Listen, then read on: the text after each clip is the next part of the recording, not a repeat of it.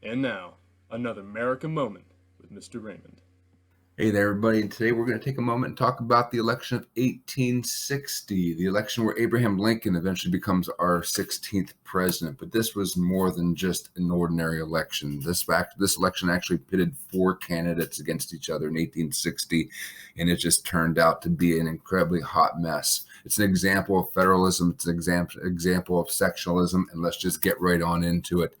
The Democratic Party just couldn't get their act together. In 1860, they met in South Carolina, and the Northern Democrats wanted to nominate Stephen Douglas, but the Southern Democrats thought that that was a horrible choice because of his stance on popular sovereignty and letting people in the territories decide who they wanted to pick for president.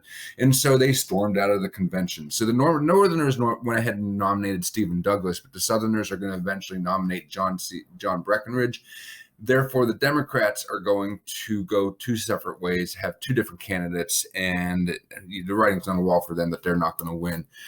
There was a group of people that nominated a gentleman from Tennessee by the name of John Bell. He's going to be the first and only presidential candidate from the Constitutional Party, and their goal was to preserve the Union and not really take a stance either way on the conflicts between North and South. And the Republicans are going to nominate Abraham Lincoln, who was now a national figure after his debates with Stephen Douglas in the Illinois Senate race. And he basically represented the frontier and hard work and the American dream and the ruggedness of the frontier. And so he was the choice of the Republican Party. Essentially, there were two races. In the North, it was Douglas versus Lincoln. And in the South, it was Bell versus Breckinridge. So if you take a look at the outcome of the election, Abraham Lincoln is going to win the Electoral College with 180 electoral votes, but he only receives 40% of the popular vote. Ladies and gentlemen, that means that 60% of the people in this country did not vote for Abraham Lincoln.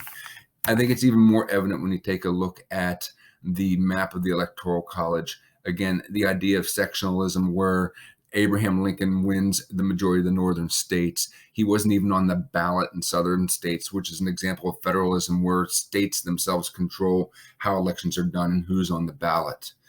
And so this election of 1860 had some dire consequences for our country. Abraham Lincoln does win the presidency, but South Carolina, after the election, becomes the first state to secede, soon to be followed by six more southern states of Mississippi, Texas, Alabama, Louisiana, Georgia, and Florida, setting the stage for the Civil War that will consume Abraham Lincoln's presidency.